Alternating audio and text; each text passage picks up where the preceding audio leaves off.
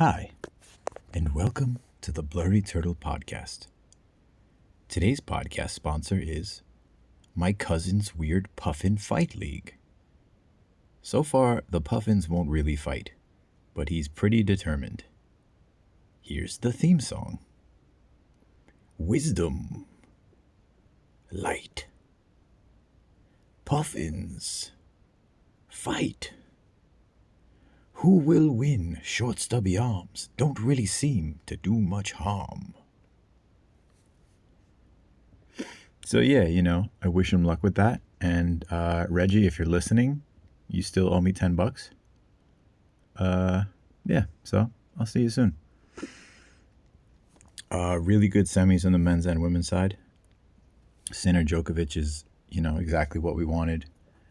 There are a lot of great players on the tour, but clashes between the new big three are what we're going to tune in for. Sinner and Alcaraz are guaranteed to play, I'd say, dozens of times in the future. But, seeing Novak compete against them is something we all know is special.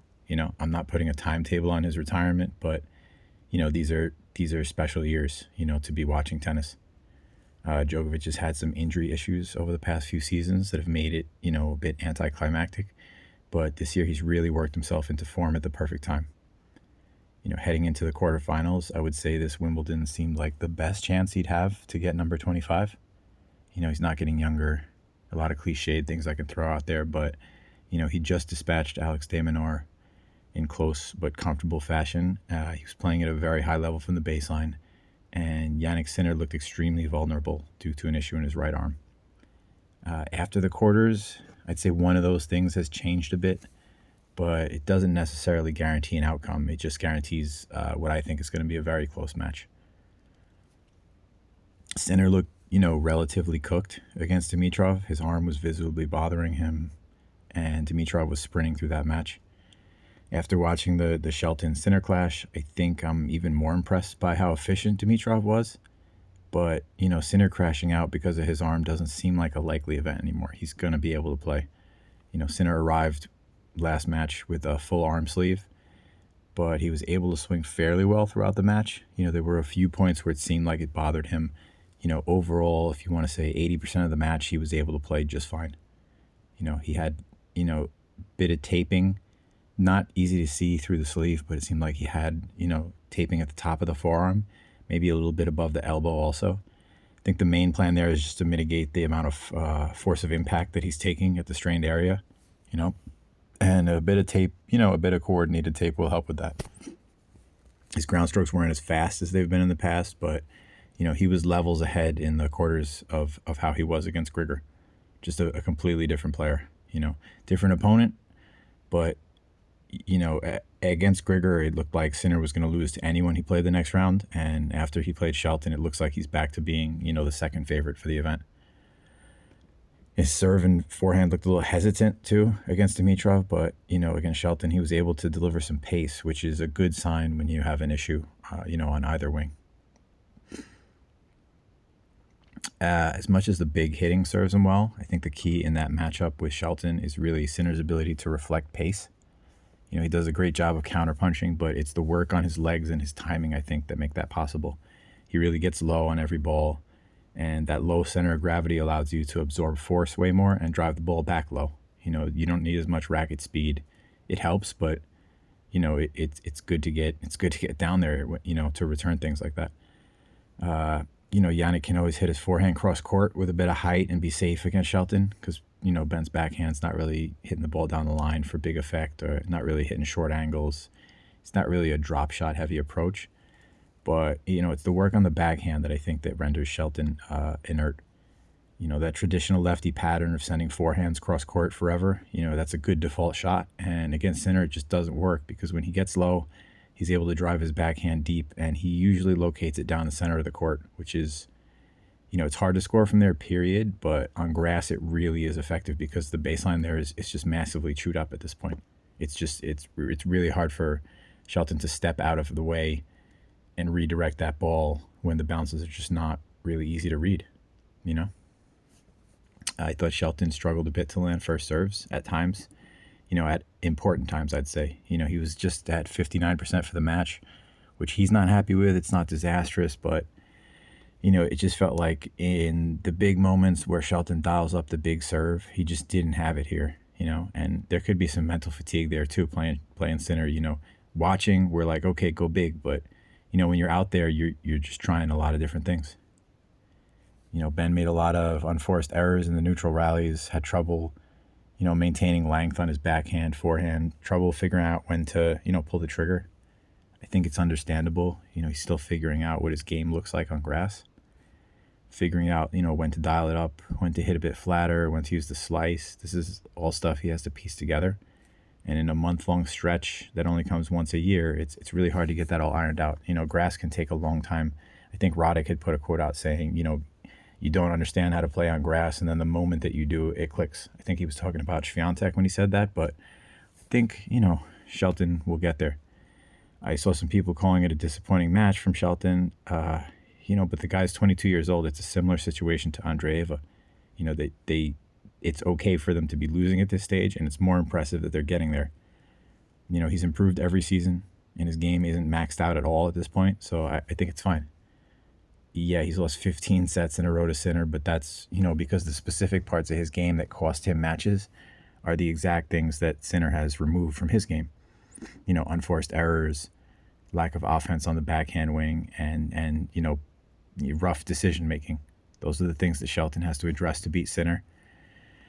But him and his team are pretty solid, and I think he will. I have concerns anytime there's, family members coaching, but him and his dad have a really good relationship. They seem balanced. They seem like they're open to any communication. Even late in the match, his dad was telling him things like, don't just play to the backhand, work that forehand too. And, it's not a magical message, but, a lot of boxes are wincing and nodding and not really communicating with the players because they feel like they're going to upset them. Ben and his dad clearly have a good relationship. It helps. For me, honestly, him doing some trial and error on the court is not even that disastrous at this point. If you've lost that many matches, at this point, it's to the point where you should try things. It's time to start experimenting and see what can work in the future. You obviously can't do a whole match of it now, but if you find little bright points, you can train on that and, game plan for next time. While Sinner was reaffirming his role as a big factor in this championship, Djokovic was dealing with a very solid challenger in Flavio Cobolli. Cobolli came into this match near his peak, but many players falter against Djokovic's consistency. It's just stifling to play Djokovic. You come in and you're playing well, but you realize very quickly that you have to maintain that level throughout, or he's just going to win games. He's just going to win sets. And, it becomes palpable in your mind how much work and how much time it's going to take to beat him. So players flinch. To his credit, I don't think Cobolli did. He did lose in 4. The only set he won was a tiebreaker. But I didn't see a point in the match where he really stopped competing. And he never really ran out of offense anyway when he had the chance. He had 51 winners to 44 errors. And, that can tell you the quality of the match. He wasn't even in the negative against Djokovic. And he still lost in 4. His forehand's always a big weapon. I thought his backhand held up well today, though. Djokovic isolated that wing a lot. That was always going to be the game plan. And I think one thing that was evident today is how much work Cobolli's put in the gym on his stamina and cardio. Djokovic had him down breaks in the 3rd and 4th. And even in a rough mental shape, Cobolli was able to battle back. He was down 5-3 in the first also. Obviously, he's fresher there, but he managed to break back for the first time at that point, too. He really didn't ever shy away from his shot making. And it helped, it put him in decent position. There were times in the 4th set where it looked like he might start to make inroads, and send it to a 5th. So, great performance for him. He wasn't defending many points here. And I think he's best because of his spot serving. I think he's best on hard court right now. So, the North American tour is going to be good for him. For now, I think Djokovic was just a bit too complete. Djokovic's backhand down the line was really effective here. He did kind of put Cobolli in that backhand corner. Cobolli doesn't really, he hits the ball with good depth, pretty consistent on his backhand side when he was in trouble, but he didn't really push Djokovic. He didn't really keep him from dictating. And that does become an issue as Djokovic opens up. He'll play very conservative, but when he needs to, he can dial up something big, and he really did. I actually liked, he didn't win the tiebreaker, but right before he went into the tiebreaker, Djokovic really smoked a backhand down the line, a bit flatter than he usually hits it. And, you can see him shifting during matches and trying to level up and trying to get into a more aggressive mode before a big situation. He really is using every point to the fullest. It's not surprising to say he's a great champion. The returning was tough on Flavio too. Cobolli can deal with it, but there were a lot of balls where he didn't make clean contact when the returns came back quickly. The backhand and the returning are keys, I think, against Sinner also, especially the backhand down the line, because Sinner's forehand is a question mark somewhat. It's good to see Djokovic come in playing near his best. The injury report here is interesting, but I don't think either player will be unable to compete. Djokovic flexed his knee a few times during the match, but he moved well, ended the match in good form. He was at one point in the last game forced to do an involuntary split after he slipped. It looked bad, but all the yoga he does, all the flexibility training, it just allows him to contort into these positions without taking catastrophic injury. There's mixed debate now online about stretching versus not stretching. How much is good, the degree that's good. It's a mixed bag, but it's clear for him that it has worked. And it also helps him on defense greatly. Yoga it's probably good for everyone. Just tends to make you talk about yoga a lot when you start doing it. That might be good too. I don't know. I'm sorry, yoga. I'll leave you alone. Yeah, so as far as I'm concerned, Djokovic is going to be 100% for this. He even said in press that, he didn't aggravate anything in his groin from slipping. He's been on the court 13 hours and 23 minutes. It's about average for the semifinals. Sinner's is much shorter, though. 9 hours and 50 minutes. Sinner's had a much simpler draw. He got the withdrawal against Dimitrov. I just don't think Djokovic has really looked exhausted yet. So I'm expecting the full gas tank here. Grass points are shorter, quick rallies. It just makes me feel like stamina is not really going to be the issue here for Novak. I think it's going to be more about, elevating his game to that level for that duration, because he has had, some lapses in timing, some frustrations about the court conditions. But he manages those quick. Even today, there were a couple points where he didn't move proactively to the ball, and that cost him the point. And it'll cost him the point against Sinner too. But right after those points, he immediately said to his box, I needed to move. He slapped his legs. He said, I'm being lazy. He reads the situation really well. So I don't really think the court time disparity is going to be an issue here.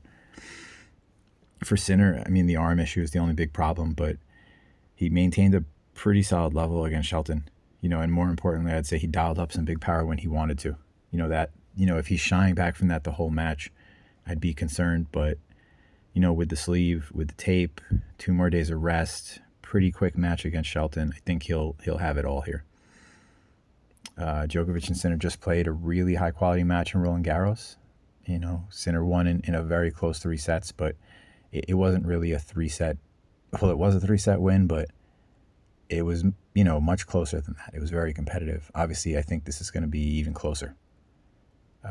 Sinner had the edge in stamina on clay, I think, and mentally as well, because, Djokovic can play all day, but I think he had to win quickly there. He had to get one of the early sets. He had to kind of have, the chance to sprint at the end, not really be in a situation where he had to come back a lot.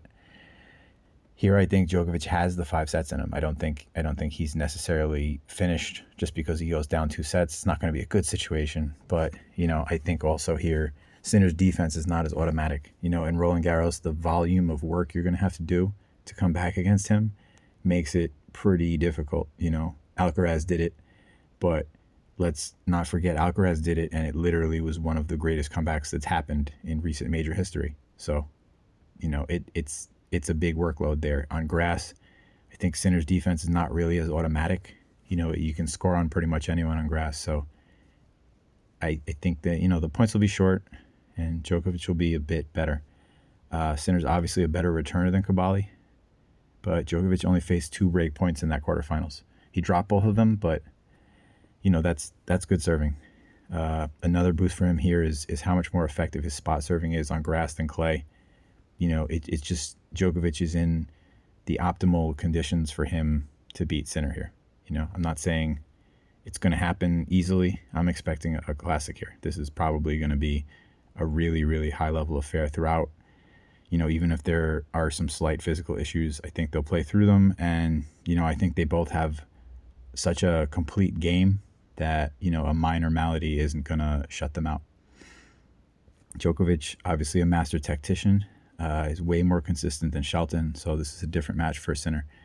He doesn't really have the same explosive game as Shelton. I think overall his ability to score is better on grass. If Shelton's within a break every set, you can expect Djokovic to be a few games better. So I think he'll win at least one set. That's where the question mark, I think, starts to come up for me. I bring up the tactician aspect because the big question here, which I can't really answer, is how Sinner's forehand will hold up. Djokovic being a tactician means he's going to isolate Sinner's forehand. He's going to play some mind games as far as that. Go to his backhand on some big points, but mostly work that side and see where it's at. And I think if Sinner's tentative, it makes it even in the baseline. I do think, Sinner at 100% is a favorite against Djokovic on grass, even when he's slightly less experienced. But, this slight hindrance provides a door for Djokovic to get by. Djokovic is going to play different opponents differently. My main question here is really where he scores.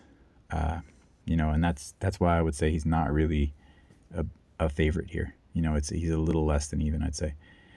He was able to maneuver Cobolli into difficult spots. Had half a safe home in Cobolli's backhand. Here that's kind of gone. Sinner has a really complete game, and he moves at least as well as Flavio.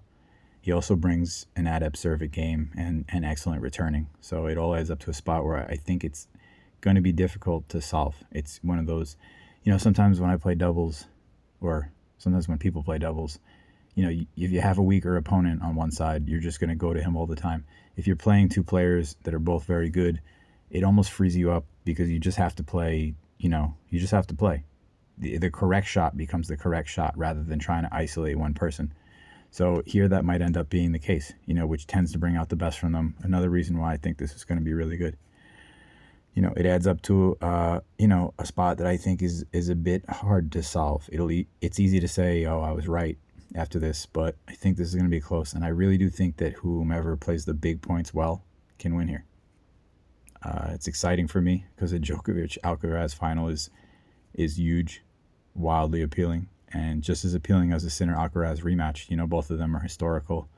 For me, I'm happy with either result. If I had to pick something, I think Sinner will be the player with fewer unforced errors, and he can just squeak by with his defense being, a major key. I think it'll be tough for Djokovic to score. I've said that before. Djokovic has made me look silly, but, Sinner had 1 unforced error in the first set against Shelton.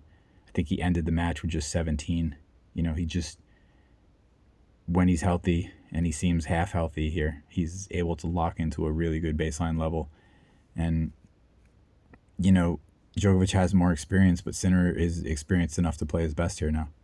He combines that offensive Cobolli with the defensive de Minaur. And, I think he wins in 4 or 5. Just one last note. Just read this is Djokovic's 52nd appearance in a Grand Slam semifinal, which I know he's been around for at least 15 years as a prominent fixture on tour, at the top of the game. But at this point, the records he's setting, they don't even sound possible. That's every Grand Slam semifinal for forever. And, that's what he's done. It's pretty great. Yeah, so moving on to Fritz and Alcaraz.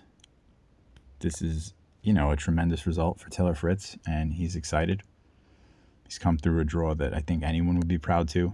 And last round, he made a bit of a statement by reversing the head-to-head against Khachanov and winning in 4 sets.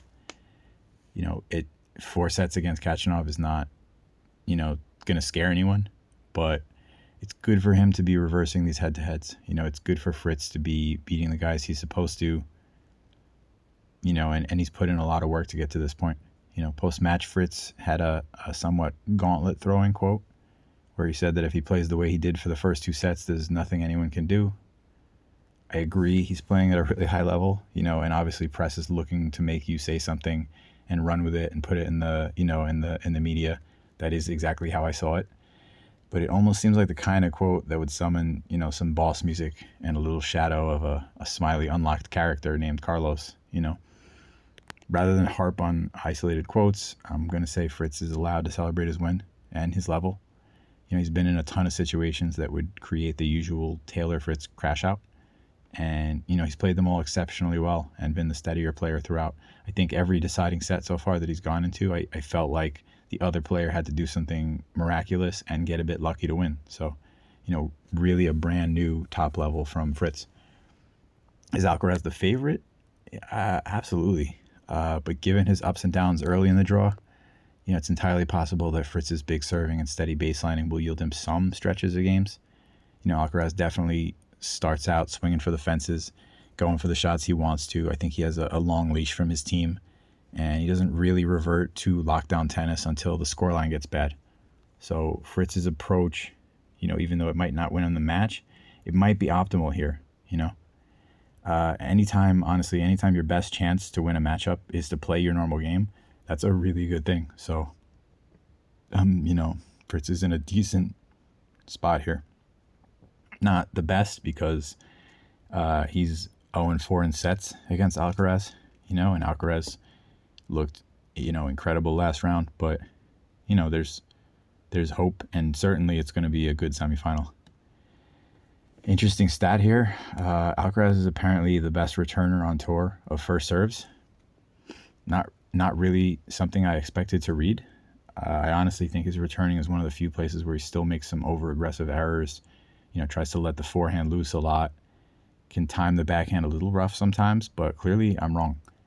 And that stat makes things a bit trickier for Fritz to come through here. He has a huge delivery and can finish off any short returns. But I don't think Fritz is going to have a great time defending second serves here. So that stat kind of made me want to cancel my order. I had ordered some 200 Fritzbolden commemorative t-shirts. But I think I'm going to cancel them. I might keep the Fritz head balloons, because the cat likes them. But, I guess it's easy to get swayed by a big win. A round before, I was talking about Alcaraz like he was a little vulnerable. After Norrie, I feel like, he just looks like the favorite again. I felt the top players would all want to make a statement win in the quarters, and they all did.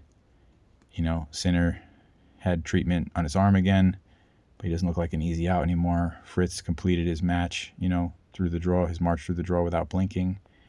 Djokovic turned back a lively opponent.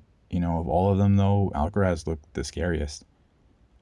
Offensively, Norrie's not the traditional top 10 athlete, but Alcaraz made him look harmless. He went big when he wanted to. He rallied when he wanted to. He thumped some aces when he needed to. And for me, he really cemented his place as the title favorite here. There was one situation, I think it was midway through the third. Alcaraz had a break point, and Norrie had a break point, and Alcaraz just aced him, and he hadn't even moved. Just sent the ball wide, just thump. It was, one of the hardest serves he hit the whole game. He did that. He hit an unreturned serve, and then he hit another ace, and that was like your one chance. All it did was really wake up the guy that you were playing. So really, really impressive. And, I think the fact that he made the semis of a major with levels unused, he didn't even have to go all out a lot of the time. And that's old big 3 level stuff, to get through there. And then you go, oh, now we're going to get to see something, It also means he has the full gas tank here. He's been on the court 13 hours, which is pretty average. Fritz, I think, is 13 hours and like 40 minutes. But, it feels like Alcaraz wants to be on the court, and I think that is the problem in the end is Alcaraz having that full gas tank, Fritz has the serving game to remain close in sets, the consistency from the baseline to capitalize on Alcaraz's forced aggression, At the same time, though, the match is not going to be played at a pace that Fritz can hang at. It's not going to be the pace he dictates. If he plays someone like Zverev, Fritz is controlling the pace. He plays someone like Kachanov, same thing. Fritz is the one who wants to play a little bit quicker. Alcaraz, it's double time. Fritz is not a bad mover, but it's really not the world-class stuff that you need at the top of the game and that you need to defend against Carlos. Shelton actually touched on it in his post-match interview. He said when you play Sinner, and obviously Alcaraz, in my opinion, the match is just played at a pace that you're not comfortable with, and they're not sacrificing efficiency, I think, to do it, which is a big key, And you only get to play these guys every so often, so you're not really able to train at that pace, and it just gets tougher and tougher to play them. And the more times they beat you, the more it becomes a mental thing. It just really uphill here. So I think Fritz is going to have to defend and scramble and try to maintain depth. And in between that, he's going to have to maintain a solid first serve percentage. While doing that, he's going to have to chase down drop shots. And when he finally gets the opportunities to break Alcaraz, because of lapses in shot selection, Carlos is able to dial up big serves. So it's a huge ask. And I think Fritz eventually will have his lateral movement exposed. Alcaraz in maybe 4 is what I expect. But, if he doesn't start playing from 0-0, this could easily go 5.